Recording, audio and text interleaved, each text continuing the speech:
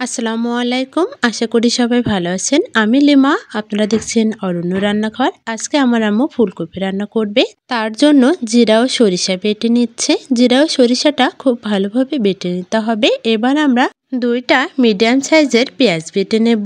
কয়েকটা কাঁচা লঙ্কা বেটে নিতে হবে। সব মশলাগুলো খুব ভালোভাবে বেটে একটা কড়াইতে সামান্য পরিমাণ তেল দিয়ে আমরা মাছগুলো ভেজে নেব।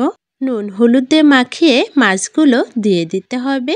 দেখুন আমরা মাছগুলো দিয়ে দিচ্ছি। এক পাশ ভাজা হয়ে গেলে অপর পাশটা আমাদের উল্টিয়ে দিতে হবে।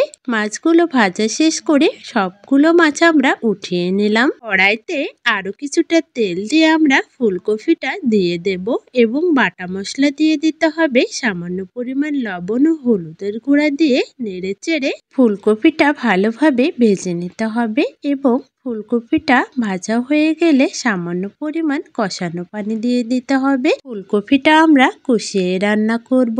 এবার আমাদের কিছুক্ষণ জাল করে কষানো পানিটা শুকিয়ে নিতে হবে ও মাঝে মাঝে নেড়ে চেড়ে দিতে হবে। খুব ভালোভাবে কষিয়ে নিতে হবে। নেড়ে চেড়ে যখন পানিটা একদম শুকিয়ে যাবে তখন আমাদের পরিমাণ মতো ঝোলের পানি দিয়ে দিতে হবে। দেখুন আমরা ঝোলের পানিটা দিয়ে দিলাম এবং এরপর নেড়ে চেড়ে ফুটিয়ে নিতে হবে।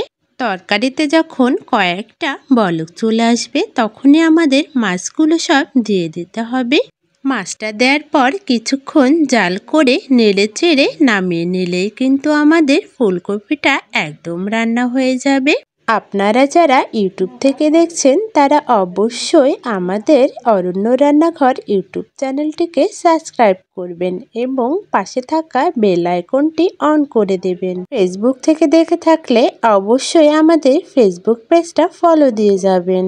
কথা বলতে বলতে আমাদের ফুলকপি রান্নাটা কিন্তু হয়েই এসেছে। খুব ভালোভাবে জাল করে আমাদের তরকারিটা নামিয়ে নিতে হবে। আমার আম্মু তরকারিটা এবার নামিয়ে নিচ্ছে। দেখুন ফুলকপি রান্নাটা কতটা সুন্দর দেখাচ্ছে। মাশাআল্লাহ, খেতেও কিন্তু অনেক মজার ছিল। আজকের মতো আমি এখানেই বিদায় নিচ্ছি। সবাই ভালো থাকবেন, সুস্থ থাকবেন। আল্লাহ হাফেজ।